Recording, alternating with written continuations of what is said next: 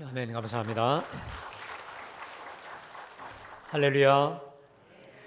지금으로부터 여러 해가 좀 지났지만 2007년도 7월은 우리 한국에 그리고 특별히 우리 한국 기독교에 좀 특별한 일이 하나 있었던 날입니다. 그것은요, 한국의 대표적 지성이라고 하는 이어령 박사를 여러분 아실 겁니다. 이분이 기독교인이 되기로 결심하고 일본에서 세례를 받았기 때문에 그렇습니다. 자타가 공인하듯이 이분은 철저한 무신론자였고 영성과는 무관한 지성의 철옹성과도 같은 그가 하나님께 마음을 열고 세례를 받게 된 계기가 있는데, 그것은 딸에게 들이닥친 암과 실명 위기 그리고 손자의 과잉 행동 장애로 인한 시련이었습니다. 이분에게 이 미나라는 딸이 있었는데 이분이 나중에 목사님이 되시고 또 돌아가시긴 했어요. 그런데 원체 공부도 잘하고 탁월한 딸이어서 또 미국으로도 유학도 보냈고 정말 믿고 신뢰하고 사랑스러웠던 딸이었는데 이 딸에게 실명의 위기가 온 거예요. 그래서 하와이에서 이 소식을 듣자마자 이어령 부부가 내외가 바로 비행기 타고 그냥 그리로 날아갔어요. 그래서 이제 망막이 손실되어서 이제 눈을 뜰 수 없게 된다고 하는 이 절망적인 소식을 듣고는 하와이에 있는 그 원주민들이 예배드리는 그 예배당에 가서 그냥 무조건 엎드렸어요. 이 사람이 예수 믿지도 않는 사람인데 한 번도 하나님의 이름을 불러본 적도 없고 무릎을 꿇어본 적도 없는 이분이 하나님께 이렇게 기도합니다. 하나님이 만드신 이 아름다운 세상을 보는 기적을 당신의 딸 미나에게서 거두어 가지 마시기를 진실로 기도합니다. 제게는 글을 쓰는 것과 말하는 천한 능력이 있으니 미나가 앞을 보게 해주신다면 그 능력을 당신께서 이루고자 하시는 일에 쓰임 받도록 하겠습니다 라고 이렇게 선언을 한 거죠. 낯선 하나님, 한 번도 무릎 꿇어보지 않은 전혀 낯선 하나님께 기도한 거예요, 처음으로. 자, 그리고 나서 미국에서는 이제 망막으로 이제 실명 위기까지 왔고, 근데 한국에 와서 한 번 더 받아보자 하고 거기로 왔어요. 안과를 와서 받았는데 정상이라는 거예요. 아멘. 정상이에요. 이 딸은 할렐루야, 하나님이 고쳐주셨습니다 하는 거고, 이 양반이 고민에 빠졌어요. 이게 하나님이 고쳐준 건가? 뭔가? 근데 자기 나름의 하나님께 기도한 게 있잖아요. 자기 글과 말로 하나님의 일을 이루는데 쓰임받도록 하겠습니다 약속을 했으니까 엄청 고민을 한 거예요.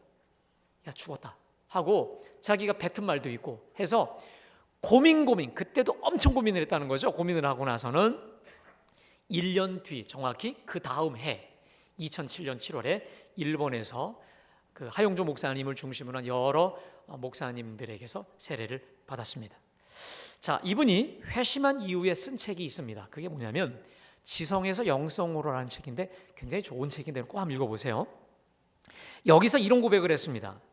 절망을 해보지 않은 사람은 절대로 영성을 얻을 수 없습니다. 자기 파괴라고 하는 극적인 경험이 없이는 영성을 갖기 힘듭니다. 참 영성은 완전 절망에서만 경험이 됩니다. 완전 절망에서만 비로소 구원의 빛, 곧 영성의 세계로 던져지게 될 수 있습니다 라고 하는 아주 의미심장한 고백을 했습니다. 다시 말하면 고통이 오히려 은혜였어요. 그에게 들이닥친 시련이 그를 지성에서 영성으로, 다시 말해 나에게서 하나님께로 인도해 주신 줄로 믿습니다. 여러분, 그런데 오늘 본문의 저자야말로 꼭 그런 사람이에요. 평소에는 아무런 부족함을 모르고 그야말로 소위 잘 나가던 형통하였던 사람인데 이 사람에게 갑작스러운 죽음 같은 들이닥친 병으로 인해 오히려 하나님의 은혜를 진하게 경험했다는 것이죠. 자, 오늘 이 시편은요 1절에 여호와여 내가 주를 높일 것은 이라고 시작해요. 그리고 맨 끝에 여호와 나의 하나님이여 내가 주께 영원히 감사하리로다 라고 해서 이렇게 감사로 둘러싸여진 개인 감사 시편이에요. 자, 그런데 이 감사의 내용을 자세히 보면요, 이것은요 단순한 어떤 조그만 감사가 아니라 그러니까 죽을 뻔한, 다시 말해서 여러분 이런 경험이 있으세요? 오늘 밤을 제대로 견딜 수 있을까? 오늘 밤을 넘어갈 수 있을까? 라고 하는 그런 죽음의 아주 극한 위기 속에서 자신을 살려주신 하나님께 드리는 감사 시편이에요. 다른 말로 간증 시편이라고도 합니다. 그래서 1절에 보니까 내가 주를 높일 것은 주께서 나를 끌어내사.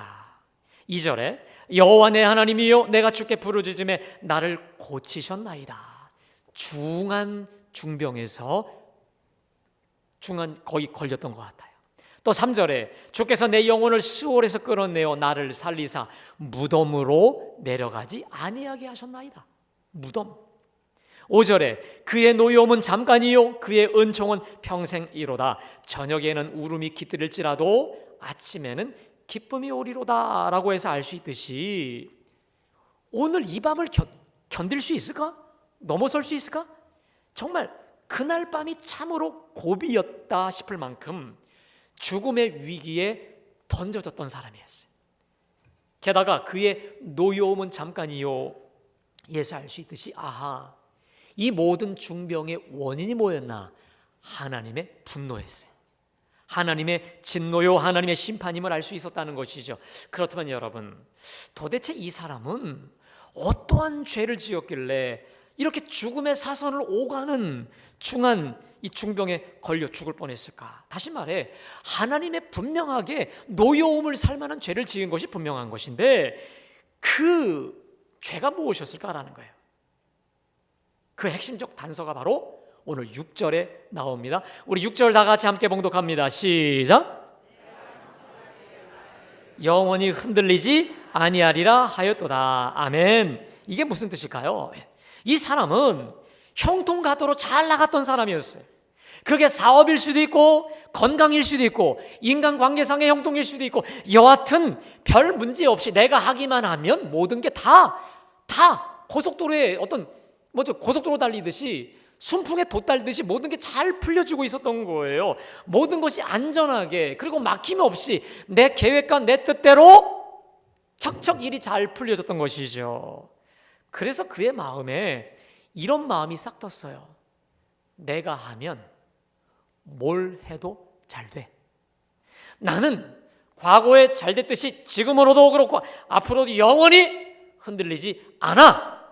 내가 하는 건 다 성공이야 라고 누가 나를 감히 흔들 수 있을까라고 확신했던 거예요. 얼마든지 자기의 힘을 확신했고 자기의 계획을 확신했고 내 노력과 내 수고로 얼마든지 내가 나를 보호할 수 있다. 안전은 언제나도 내 힘으로 보장이 될 수 있다라고 하는 자기 확신으로 들어차 있었던 사람이었습니다. 자, 그런데 오늘 7절에 여호와여 주의 은혜로 나를 산같이 굳게 세우셨더니 주의 얼굴을 가리심에 내가 근심하였나이다. 아하, 내 삶의 형통과 내 삶의 이 견고함을 알고 보니 이건 나의 힘과 나의 수고로움도 분명히 있었겠지만 알고 보니 뒤늦게 병으로 깨달아 알고 보니 이것은 내 힘이 아니라 하나님의 은혜였음을, 아멘, 주님의 은혜였음을 뒤늦게 알게 된 거예요. 다시 말해 나의 이 모든 형통함은 결국 주의 은혜로 주께서 나를 산같이 굳게 세워주셨으니, 아멘, 나를 주의 은혜로 산같이 굳게 세워주셨으니 내가 선 것이고 내가 세워질 수 있었다라고 하는 것을 병을 통해, 중병을 통해 그때 비로소 알게 된 거예요. 그런데 내가 잘나서 하나님의 은혜로 된 것임을 내가 모르고 내가 잘나서 이루어진 형통인 줄로 착각했어요. 그런데 주께서 나에게서 주의 얼굴을 가리우시니까, 주님이 나를 확 그냥 떠나버리시니까 그때 비로소 안 거예요. 내게서 주님의 얼굴을, 주의 은총을 거두어 버리시니까 어떤 일이 벌어지냐? 우리 성경은 내가 근심하였나이다. 다른 번역성은 이렇게 번역합니다. 주의 은총을 거두어 가시니 이 몸은 무서워 떨 뿐입니다. 다시 말해 하나님께서 당신의 얼굴을, 당신의 은총을 거두어 가시는 그 순간 오늘 밤을 넘길 수 있을까? 오늘 이 밤을 내가 견딜 수 있을까? 죽었다, 끝이다 라고 하는 갑작스런 질병이 엄습함으로 공포와 무서움의 나락 속에 빠져버렸던 것이죠. 주님의 은총 속에 살 때는 몰랐다가 주님의 은총과 임재를 싹 거두어 가시니까 와, 죽음이 따로 없었던 거예요. 이 초죽음의 문턱, 아니 아예 죽음의 그 깊은 수렁 속까지 내려가 버렸던 거예요. 그리고 그 깊은 나락과 고통 속에서 이런 생각을 그때 비로소 한 거예요. 아, 나의 그동안의 형통과 나의 성공, 이것은 내가 잘해서, 내가 계획을 잘 짜서 된 것이 아니었구나. 하나님이 주의 은혜로 산같이 나를 굳게 세우심으로 이루어진 형통, 다 주의 은혜로구나. 할렐루야. 이 사실을 이렇게 뼈저린 고통과 아픔 속에서 깨닫게 된 거예요. 그리고 지난 날을 깊이 후회하며 회개하며 하나님께 부르짖습니다. 우리 9절 다 같이 함께 봉독합니다. 시작. 내려갈 때에 나의 피가 무슨 유익이 있으리요? 진토가 어떻게 주를 찬송하며 주의 진리를 선포하리까? 이게 무슨 말입니까? 이제 내가 죽게 되었는데 내 재산, 이 재물, 내가 소유한 이 모든 돈과 물질이 뭔 소용이 있으랴? 내가 흙이니 흙으로 돌아갈 이런 진토에 불과한데 이 소유가 무슨 소용이 있겠느냐라고 하는 탄식과도 같은 고백이죠. 그런데 여러분, 이게 가만히 제가 묵상해 보니까 이런 기도예요. 주님, 나에게 한 번만 더 생명을 연장시켜 주시면 정말 주님 위에 살겠습니다. 내 가진 이 물질과 내 가진 이 모든 소유와 재물을 가지고 진토에 불과한 나지만 언제 흙으로 풀어질지 모르지만 내 남은 여생 하나님과 하나님 나라 위에 내가 끝까지 드리고 헌신하며 쓰임받기를 원합니다. 바로 나를 살려주옵소서, 나를 불쌍히 여겨주옵소서라고 하는 기도예요. 아니나 다를까 10절에 우리 함께 봉독합니다. 시작. 여호와여 들으시고 내게 은혜를 베푸소서, 여호와여 나를 돕는 자가 되소서. 주여 간구하오니 나에게 이번 한 번만 은혜를 베풀어 주옵소서. 이번 한 번만 내게 은혜를 베푸사 나를 불쌍히 여기사 나에게 자비를 베푸셔서 기회를 주셔서 나를 살려 주옵소서라고 처절하게 그러나 간곡하게 살려달라고, 마지막 기회 달라고 애원하는 거예요. 눈물로 절규하는 것입니다. 오늘 이 자리에 오신 여러분, 오늘 이 시인과 같은 기도를 여러분 올려드려본 적 있으세요? 저요, 많이 올려봤어요. 제가 말씀을 묵상하다가 삼손이 떠올라요. 삼손.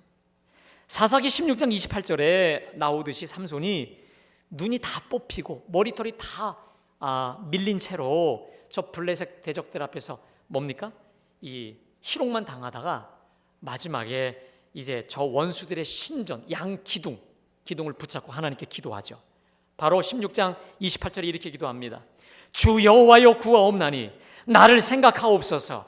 하나님이여 구하옵나니 이번만 나를 강하게 하사 나의 두 눈을 뺀 블레셋 사람에게 원수를 단번에 갖게 하옵소서라고 정말 목숨 걸고 하나님께 기도하죠. 삼손의 이 기도 한번 따라할까요? 하나님, 이번만 나를 강하게 하사.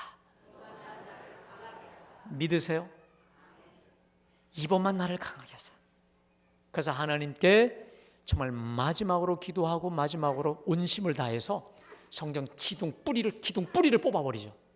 그랬더니 살아 있을 때 죽인 자보다 지금 양 기둥이 뿌리 뽑히면서 죽인 자의 수가 더 많았다라고 이제 성경은 기록하고 있습니다.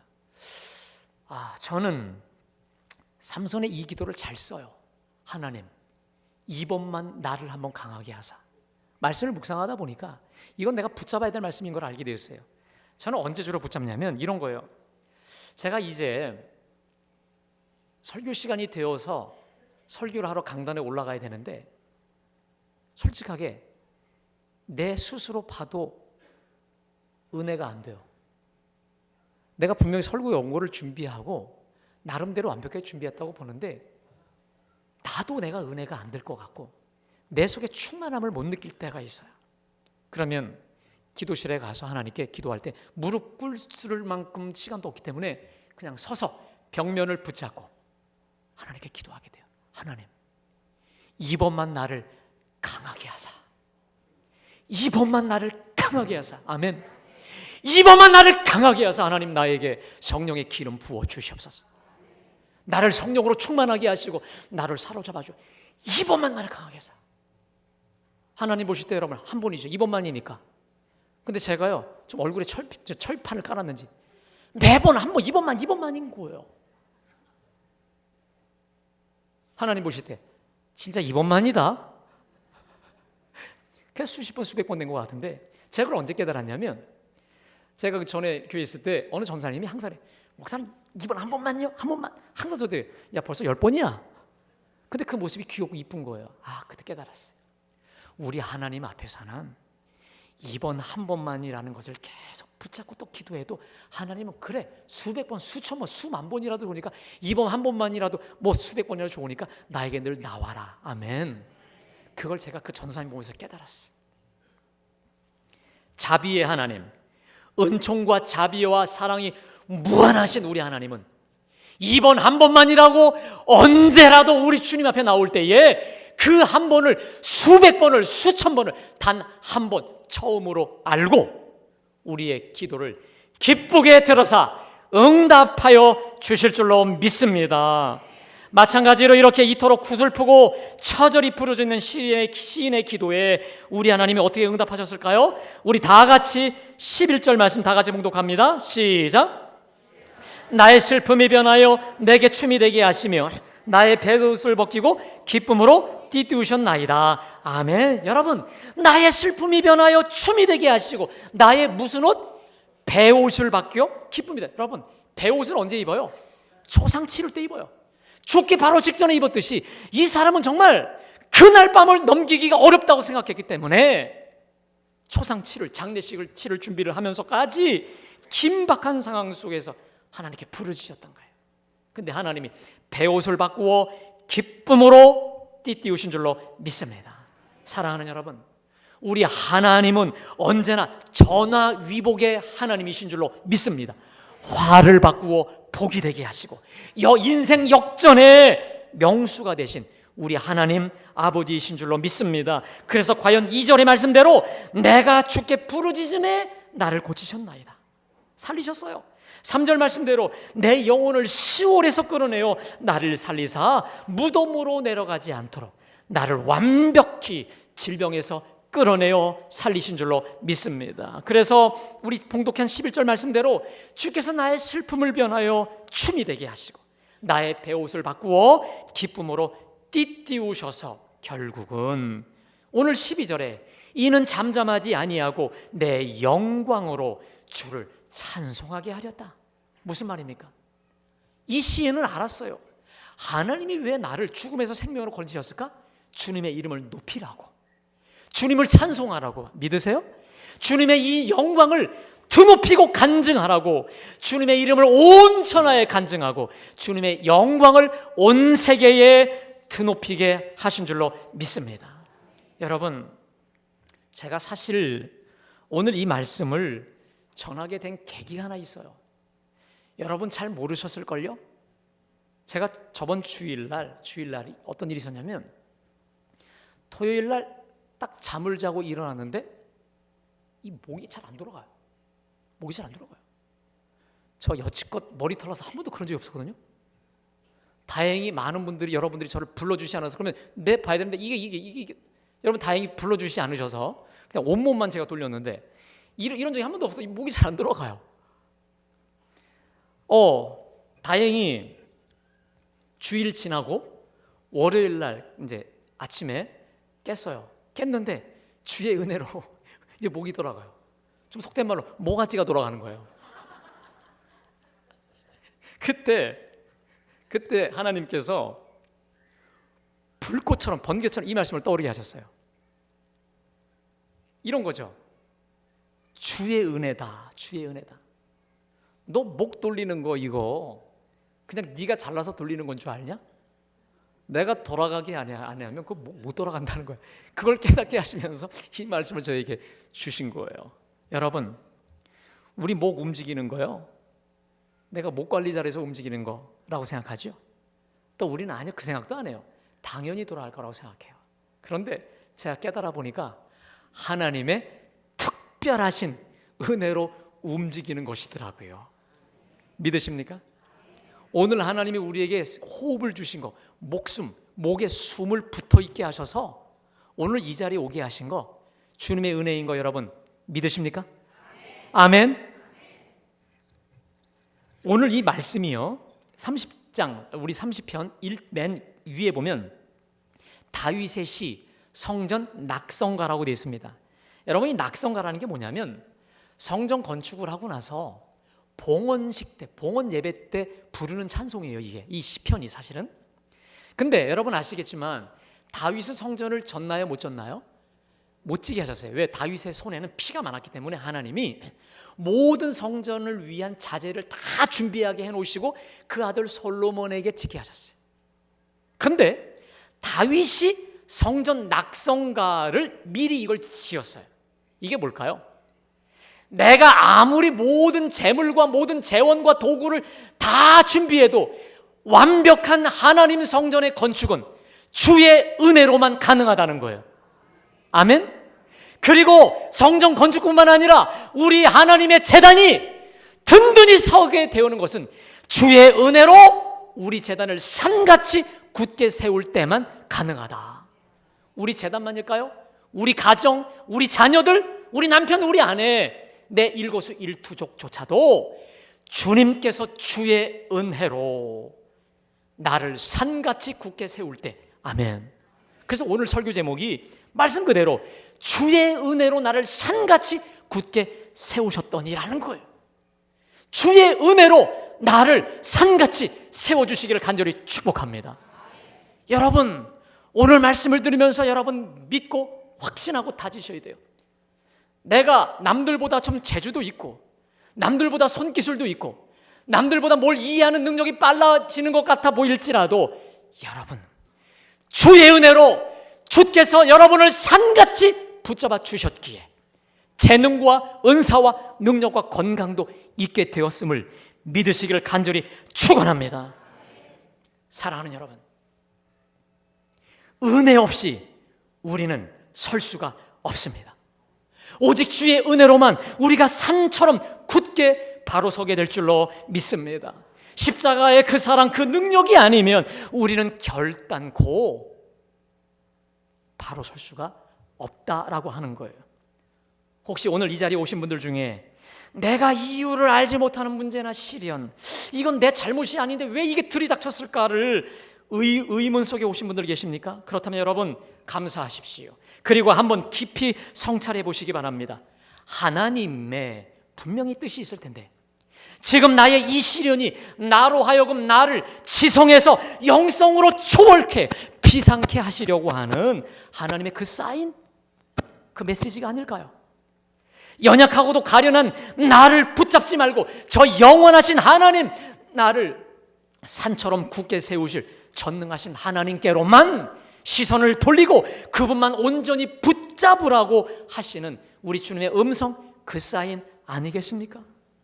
사랑하는 여러분, 은혜 아니면 도저히 살 수 없는 자들이 바로 우리인 줄로 믿습니다.